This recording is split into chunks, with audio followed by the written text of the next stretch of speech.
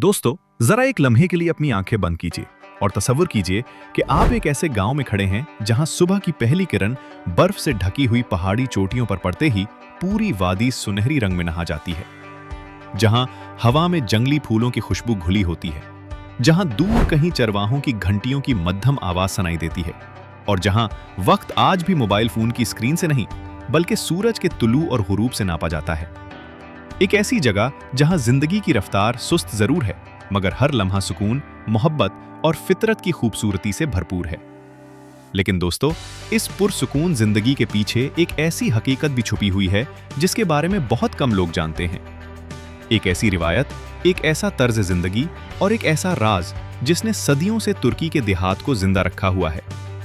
यही वजह है कि आपसे गुजारिश है कि वीडियो को आखिर तक जरूर देखिएगा, क्योंकि जैसे जैसे हमारा ये सफर आगे बढ़ेगा, आपको तुर्की का वो चेहरा देखने को मिलेगा जो आम सयाह शायद कभी नहीं देख पाते। और अगर आप हमारे चैनल पर नए हैं तो चैनल को सब्सक्राइब जरूर कीजिए, साथ ही बेल आइकॉन भी दबा दीजिए ताकि दुनिया के ऐसे ही हैरत अंगेज और कम मारूफ मकामात की दिलचस्प डॉक्यूमेंट्रीज आप तक सबसे पहले पहुंच सकें। दोस्तों, जब भी तुर्की का नाम लिया जाता है तो अक्सर लोगों के जहन में इस्तांबुल की अजीम मसाजिद, बास्फोर्स की नीली आबनाएं, कदीम बाजार या फिर कैपाडोकिया के रंग बिरंगे गर्म हवा के हुबारे आते हैं। लेकिन हकीकत यह है कि तुर्की की असल रूह इन मशहूर शहरों में नहीं बल्कि इन हजारों देहात में सांस लेती है जहां आज भी सदियों पुरानी रिवायात जिंदा हैं। ये वो बस्तियां हैं जहां जदीद दुनिया की चकाचौंध अभी तक लोगों के दिलों से सादगी नहीं छीन सकी। तुर्की का बेशतर रकबा पहाड़ों, सरसब्ज मैदानों, गहरी वादियों और जरखेज जमीनों पर मुश्तमिल है। यही वजह है कि यहाँ हर इलाके के देहात का अंदाज़े जिंदगी एक दूसरे से मुख्तलिफ दिखाई देता है। बहरा अस्वद के करीब वाक़े गांव घने जंगलात और बारिशों की वजह से सरसब्ज रहते हैं, जबकि वस्ती अनातोलिया के मैदानों में दूर दूर तक सुनहरी गंदुम की फसलें लहराती नजर आती हैं। मशरकी तुर्की के पहाड़ी इलाकों में सर्दियां सख्त होती हैं, जबकि बहरा रोम के करीब देहात में मौसम निस्बतन मोतदिल रहता है। सुबह की अजान के साथ ही देहात की जिंदगी आहिस्ता आहिस्ता जागना शुरू हो जाती है। ठंडी हवा पहाड़ों से उतरकर खेतों में फैलती है, परिंदे अपनी मखसूस धन में चहचहाने लगते हैं और हर घर के सहन में दिन की पहली मसरूफियत शुरू हो जाती है। किसी घर में तनूर गर्म किया जा रहा होता है, कहीं दूध दुहा जा रहा होता है तो कहीं बाग से ताज़ा सब्जियां तोड़ी जा रही होती हैं। तुर्की के बेशतर देहात में घर मकामी पत्थर, लकड़ी और मिट्टी से तामीर किए जाते हैं ताकि वो गर्मियों में ठंडे और सर्दियों में निस्बतन गर्म रह सकें। बहुत से घरों के साथ छोटे बाग होते हैं जहां अंगूर, अंजीर, अखरोट, खूबानी, सेब और अनार के दरख्त लगाए जाते हैं। यही बाग न सिर्फ घर की जरूरत पूरी करते हैं बल्कि बहुत से खानदानों की आमदनी का अहम जरिया भी बनते हैं। यहाँ के लोग फितरत के साथ ऐसा ताल्लुक रखते हैं जो जदीद शहरों में शायद ही कहीं देखने को मिले। बारिश कब आएगी, फसल कब काटी जाएगी, जानवरों को कब चरागाहों में ले जाना है और कब वापस लाना है, ये सब फैसले मौसम और जमीन की हालत देखकर किए जाते हैं, ना कि सिर्फ कैलेंडर देखकर। दोस्तों, तुर्की दुनिया के उन चंद ममालिक में शामिल है जहां जैतून की पैदावार सदियों से लोगों की जिंदगी का हिस्सा रही है। कई देहात ऐसे हैं जहां सैकड़ों साल पुराने जैतून के दरख्त आज भी मौजूद हैं। इन दरख्तों की देखभाल नस्ल दर नस्ल एक अमानत की तरह की जाती है।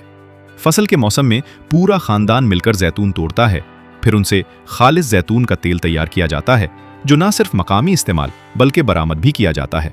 इसी तरह शहद की पैदावार भी तुर्की के बहुत से देहात की मईशत का अहम हिस्सा है।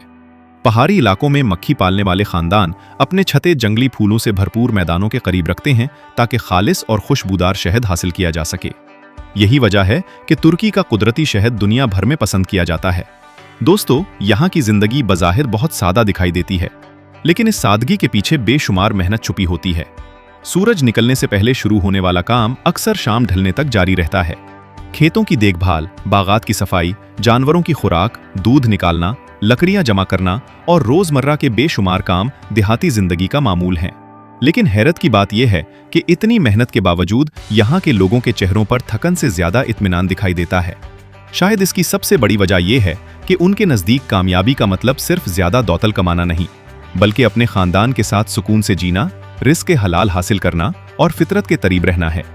यही सोच तुर्की के देहात को आज भी एक मुनफरिद शनाख्त देती है। लेकिन दोस्तों, ये तो हमारे सफर की सिर्फ इब्तदा है। अभी आपने तुर्की के देहात की सिर्फ पहली झलक देखी है। आगे आप जानेंगे कि यहाँ के लोग अपनी रोजमर्रा जिंदगी कैसे गुजारते हैं, खवातीन और बच्चे किस तरह इस मुआशरे का अहम हिस्सा बनते हैं, और वो कौन सी दिलचस्प रिवायात हैं जो आज भी वक्त के तूफान के बावजूद जिंदा हैं।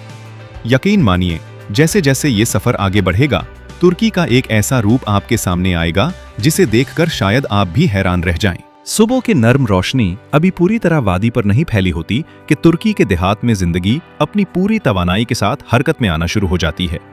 दूर पहाड़ों के दरमियान से उठती हल्की धुंध, घास पर जमी शबनम, बहते चश्मों की आवाज और परिंदों की चहचहाहट ऐसा मंजर पेश करती है जैसे कुदरत खुद एक नई सुबह का इस्तकबाल कर रही हो। लेकिन दोस्तों, क्या आप जानते हैं कि इन खूबसूरत मनाजिर के पीछे एक ऐसा रोजमर्रा हपा है जिसमें आराम से ज्यादा मेहनत और जिम्मेदारी शामिल होती है?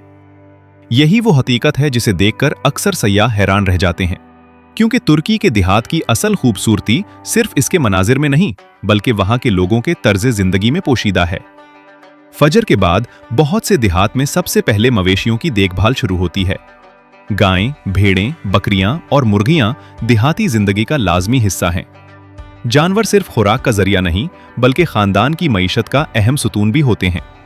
दूध, दही, पनीर, मक्खन और दीगर दूध से बनी अशिया अक्सर घर में ही तैयार की जाती हैं। कई खानदान इजाफी पैदावार करीबी कस्बों की मंडियों में फरोख्त करते हैं, जिससे उनकी आमदनी में इजाफा होता है। तुर्की के देहात में बाजार हर रोज नहीं लगते। कई इलाकों में हफ्तावार मंडियां मुनक्किद होती हैं, जहां आसपास के गांव के लोग अपनी पैदावार लेकर आते हैं। कोई ताज़ा सब्जियां फरोख्त कर रहा होता है, कोई शहद, कोई जैतून, तो कोई हाथ से तैयार किया गया पनीर या देसी मक्खन। ये बाजार सिर्फ खरीदो फरोख्त की जगह नहीं, बल्कि मेल मुलाकात, खबरों के तबादले और समाजी ताल्लुकात को मजबूत करने का जरिया भी होते हैं। दोस्तों, तुर्की की देही खवातीन इस मुआशरे की खामोश ताकत समझी जाती हैं। वो सुबह से रात तक घर और खेत दोनों की जिम्मेदारियां संभालती हैं। बहुत सी खवातीन रिवायती तरीके से अंगूर खुश्क करके किशमिश बनाती हैं, टमाटर खुश्क करती हैं, फलों से जाम तैयार करती हैं और मुख्तलिफ किस्म के अचार महफूज करती हैं ताकि साल भर इस्तेमाल किए जा सकें। ये महारतें उन्हें बचपन से अपनी माँओं और दादियों से विरसे में मिलती हैं। एक दिलचस्प बात यह है कि तुर्की के कई देहात में आज भी इज्तिमाई काम करने की रिवायत मौजूद है। अगर किसी खानदान की फसल तैयार हो जाए तो पड़ोसी भी मदद के लिए आ जाते हैं। अगले दिन यही खानदान किसी और के खेत में काम करता है। इस ताउन की वजह से न सिर्फ काम जल्द मुकम्मल हो जाता है, बल्कि लोगों के दरमियान मोहब्बत और एतमाद भी बढ़ता है। देहात के बच्चे भी जिम्मेदारी का मतलब बहुत छोटी उम्र से सीख लेते हैं। स्कूल जाने से पहले वो अपने वालिदैन के साथ छोटे मोटे काम करते हैं। कोई मुर्गियों को दाना डालता है, कोई बाग में पानी देता है और कोई जानवरों के लिए चारा जमा करता है। इसके बावजूद तालीम को भी अहमियत दी जाती है और वालिदैन पूरी कोशिश करते हैं कि उनके बच्चे अच्छी तालीम हासिल करें ताकि मुस्तकबिल में बेहतर मौके हासिल कर सकें। दोस्तों, तुर्की के देही इलाकों में रिवायती दस्तकारी आज भी जिंदा है। बहुत से खानदान हाथ से बनी टोकरियां, लकड़ी का फर्नीचर, मिट्टी के बर्तन और खूबसूरत कपड़े तैयार करते हैं। खास तौर पर हाथ से बने कालीन दुनिया भर में अपनी नफासत और मजबूती की वजह से मशहूर हैं। एक कालीन तैयार करने में कई महीने लग सकते हैं, क्योंकि हर डिजाइन में मकामी तारीख, सकाफत और फितरत की झलक शामिल होती है। दोस्तों, जरा सोचिए, अगर आपको एक ऐसे गांव में एक दिन गुजारने का मौका मिल जाए जहां न ट्रैफिक का शोर हो, न आसमान को छूती इमारतें, न जल्दी में भागते हुए लोग, बल्कि हर तरफ पहाड़, सब्ज मैदान, खालिस हवा और ऐसे लोग हों जो आपको पहली ही मुलाकात में अपने घर चाय पर बुला लें। क्या आप ऐसी जिंदगी सिर्फ एक दिन के लिए गुजारना चाहेंगे या हमेशा के लिए? इस सवाल का जवाब आखिर में जरूर सोचिएगा, क्योंकि आज के इस सफर में हम तुर्की के देहात की उन रिवायात और तहजीब से पर्दा उठाने जा रहे हैं जिन्होंने सदियों गुजरने के बावजूद अपनी असल पहचान बरकरार रखी है। लेकिन दोस्तों, इससे पहले मैं आप सबसे एक दिलचस्प सवाल पूछना चाहता हूं। आप ये वीडियो दुनिया के किस शहर और किस मुल्क से देख रहे हैं? कमेंट सेक्शन में जरूर बताइए। मैं आपके कमेंट्स हमेशा पढ़ता हूं और ये देखकर बेहद खुशी होती है कि हमारी वीडियोस पाकिस्तान, भारत, बांग्लादेश, सऊदी अरब, मुत्तहिदा अरब अमारात, तुर्की, यूरोप, अमेरिका, कनाडा और दुनिया के कई दूसरे ममालिक तक देखी जाती हैं। तो अभी कमेंट कीजिए और बताइए कि आप कहां से हमारे साथ इस खूबसूरत सफर का हिस्सा बने हुए हैं।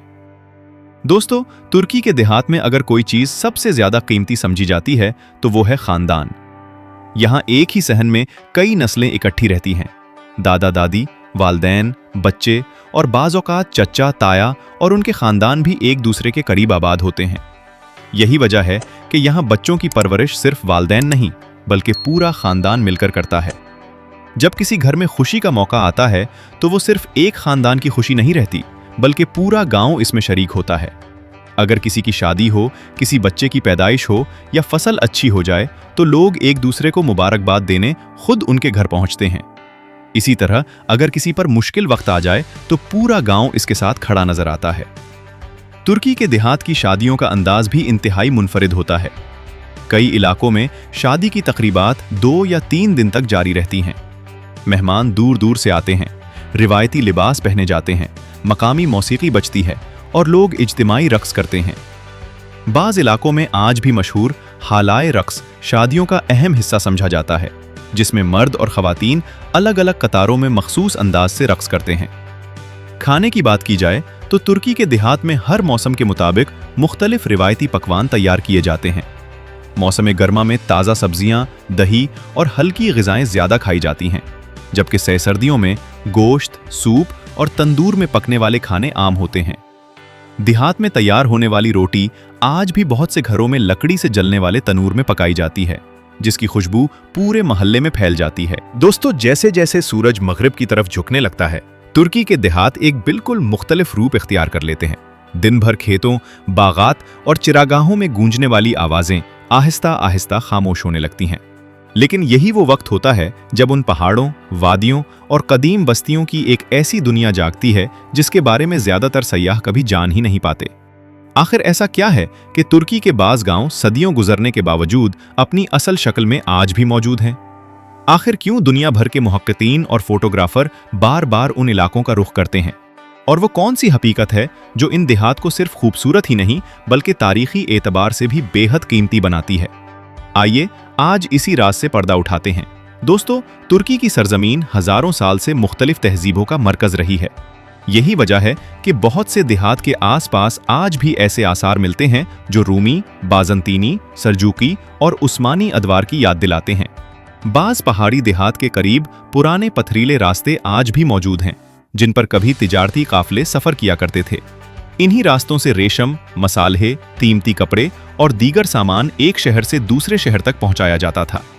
अगर आप अनातोलिया के बाज़ देहात में जाएं तो वहां ऐसे पुराने पत्थर के पुल भी देखने को मिलेंगे जो कई 100 साल पहले। बात यह है कि इनमें से बहुत से पुल आज भी इस्तेमाल हो रहे हैं।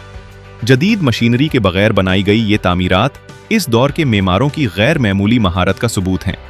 तुर्की के कुछ देहात ऐसे भी हैं जहां रिवायती लकड़ी और पत्थर के मकानात को आज तक महफूज रखा गया है। इन घरों की खिड़कियां, बालकोनियां और छतें मकामी मौसम के मुताबिक बनाई जाती थीं ताकि गर्मियों में ठंडक और सर्दियों में हरारत बरकरार रहे। यही वजह है कि कई 100 साल पुराने ये घर आज भी आबाद हैं और सयाह उन्हें देखने खास तौर पर आते हैं। दोस्तों, तुर्की सिर्फ जमीन के ऊपर ही नहीं बल्कि जमीन में नीचे भी हैरतों से भरा हुआ है। मुल्क के बाज़ इलाकों में कुदरती गारें मौजूद हैं जिन्हें माजी में लोगों ने पनाहगाह, इबादतगाह या ज़खीरागाह के तौर पर इस्तेमाल किया। बाज़ गारों के अंदर कदीम नुकूश और इंसानी रिहाइश के आसार भी मिले हैं, जो इस बात का सबूत हैं कि इन इलाकों में इंसान हजारों साल से आबाद है। पहाड़ी देहात में रहने वाले बुजुर्ग आज भी पुरानी लोक कहानियां सुनाते हैं।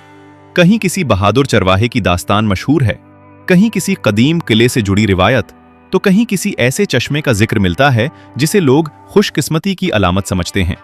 अगरचे इन तमाम कहानियों की तारीखी तस्दीक हमेशा मुमकिन नहीं, लेकिन यही रिवायात इन देहात की सकाफती शनाख्त को जिंदा रखती हैं। दोस्तों, तुर्की के बहुत से देहात आज भी कुदरती माहौल के तहफ़्फ़ुज़ को अपनी जिम्मेदारी समझते हैं। जंगलात की हिफाजत, चश्मों की सफाई और चिरागाहों का ख्याल रखना वहाँ के लोगों की रोज़मर्रा ज़िंदगी का हिस्सा है। वो जानते हैं कि अगर फितरत महफूज रहेगी तो आने वाली नस्लें भी इसी खूबसूरती से लुत्फ़ अंदोज़ हो सकेंगी। यहाँ एक और दिलचस्प हकीकत भी सामने आती है। तुर्की के कई दूर दराज देहात में रात के वक्त आसमान इतना साफ होता है कि हजारों सितारे एक साथ नजर आते हैं। बड़े शहरों की मसनूई रोशनी वहां न होने के बराबर होती है, इसीलिए आकाश गंगा भी बाज मौसमों में वाज़ेह दिखाई देती है। यही मंजर देखने के लिए दुनिया भर से फोटोग्राफर और कुदरत से मोहब्बत करने वाले लोग इन इलाकों का सफर करते हैं। दोस्तों, जरा एक लम्हे के लिए सोचिए, अगर आपको 2 जिंदगियां दी जाएं, एक ऐसी जहां हर जदीद सहूलत मौजूद हो लेकिन दिल को सुकून ना मिले, और दूसरी ऐसी जहां जिंदगी सादा हो मगर हर सुबह खालिस हवा, अपने लोगों की मोहब्बत और फितरत की खूबसूरती आपका इस्तकबाल करे, तो आप किस जिंदगी का इंतखाब करेंगे? शायद यही वो सवाल है जिसका जवाब तुर्की के देहात के लोग सदियों पहले ढूंढ चुके हैं। यही वजह है कि हमारे आज के सफर का सबसे खूबसूरत और सबसे अहम राज अब आपके सामने आने वाला है। दोस्तों, तुर्की के बड़े शहरों जैसे इस्तांबुल, अंकारा, अजमीर और बरसा में लाखों लोग जदीद जिंदगी गुजार रहे हैं। बुलंद इमारतें, मसरूफ सड़कें, बड़ी कंपनियां और हर किस्म की सहूलत वहां मौजूद है। लेकिन हैरानकुन बात यह है कि उनमें से बेशुमार लोग आज भी अपने आबाई देहात से रिश्ता नहीं तोड़ते। गर्मियों की छुट्टियां शुरू होते ही हजारों खानदान शहरों से वापस अपने गांव का रुख करते हैं। कुछ अपने वालदैन से मिलने आते हैं, कुछ अपने बच्चों को अपनी जड़ों से रोशनास कराने, और कुछ सिर्फ इस सुकून की तलाश में जिसे वो शहरी जिंदगी में खो चुके होते हैं। जब ये लोग बरसों बाद अपने गांव पहुंचते हैं तो हर चीज जैसे उनका इंतजार कर रही होती है। वही पथरीली गलियां, वही पुराने दरख्त, वही बहता हुआ चश्मा, वही मस्जिद, वही खेत और वही लोग जो उन्हें बरसों बाद भी इसी मोहब्बत से गले लगाते हैं। शायद इसी एहसास को अपनी मिट्टी की खुशबू कहा जाता है, जिसे अल्फाज में बयान करना मुमकिन नहीं। दोस्तों, तुर्की के देहात सिर्फ कुदरती हुस्न की वजह से मशहूर नहीं, बल्कि पायदार तर्ज जिंदगी की एक बेहतरीन मिसाल भी हैं। यहाँ लोग जरूरत के मुताबिक इस्तेमाल करना सीखते हैं। बहुत से खानदान अपनी सब्जियां खुद उगाते हैं, दूध खुद हासिल करते हैं, पनीर और मक्खन खुद तैयार करते हैं और मौसम के मुताबिक खुराक महफूज कर लेते हैं। इस तर्ज जिंदगी में फजूल खर्ची कम और कनात ज्यादा नजर आती है। एक और दिलचस्प हकीकत यह है कि तुर्की के कई देहात में मकामी सकाफत को महफूज रखने के लिए रिवायती मेले और दस्तकारी की नुमाइशें मुनक्किद की जाती हैं। नौजवान नस्ल को कालीन बाफी, लकड़ी का काम, रिवायती मूसीकी, लोक रक्स और मकामी खानों की तरबियत दी जाती है, ताकि आने वाले बरसों में भी ये सकाफती विरसा जिंदा रहे। यही वजह है कि तुर्की के कई देही इलाके सकाफती सयाहत का अहम मरकज बनते जा रहे हैं। दोस्तों, आज पूरी दुनिया में लोग ज़हनी दबाव, तेज रफ्तार जिंदगी और मसरूफ मामूलात की शिकायत करते हैं। ऐसे में तुर्की के देहात एक मुख्तलिफ सबक देते हैं। वो ये कि खुशी सिर्फ दौलत, बड़ी गाड़ी या ऊंची इमारत में नहीं, बल्कि अच्छे ताल्लुकात, सेहतमंद माहौल, खानदानी मोहब्बत और फितरत के करीब रहने में भी हो सकती है। यही फलसफा वहां के लोगों के चेहरों पर नजर आने वाले इत्मीनान की सबसे बड़ी वजह है। अगर आप कभी तुर्की के किसी गांव में शाम के वक्त खड़े हों तो शायद आपको एहसास हो कि खामोशी भी कितनी खूबसूरत हो सकती है। सूरज आहिस्ता आहिस्ता पहाड़ों के पीछे हुरूब हो रहा होता है, परिंदे अपने घोंसलों की तरफ लौट रहे होते हैं, दूर कहीं गाय की घंटी की आवाज आती है, घरों की खिड़कियों से नर्म रोशनी बाहर निकल रही होती है और ठंडी हवा पूरे माहौल को एक अजीब सा सुकून दे रही होती है। ऐसे लम्हों में इंसान को महसूस होता है कि असल दौलत शायद वो नहीं जो बैंक में जमा होती है। दोस्तों, हमारे आज के सफर ने हमें यह सिखाया कि तुर्की के देहात सिर्फ खूबसूरत मनाजिर का नाम नहीं, बल्कि एक मुकम्मल तर्ज जिंदगी का नाम है। यहाँ मेहनत है, सादगी है, रिवायत है, मेहमान नवाजी है, खानदान की मोहब्बत है और फितरत के साथ ऐसा ताल्लुक है जिसे जदीद दुनिया आहिस्ता आहिस्ता भूलती जा रही है। शायद यही वजह है कि जो शख्स एक बार उन देहात का सफर करता है वो उन यादों को जिंदगी भर नहीं भूल पाता। और अब मैं आप सबसे एक आखिरी सवाल पूछना चाहता हूँ। अगर आपको मौका मिले तो क्या आप तुर्की के किसी खूबसूरत गांव में चंद दिन गुजारना पसंद करेंगे या हमेशा के लिए वहां रहना चाहेंगे?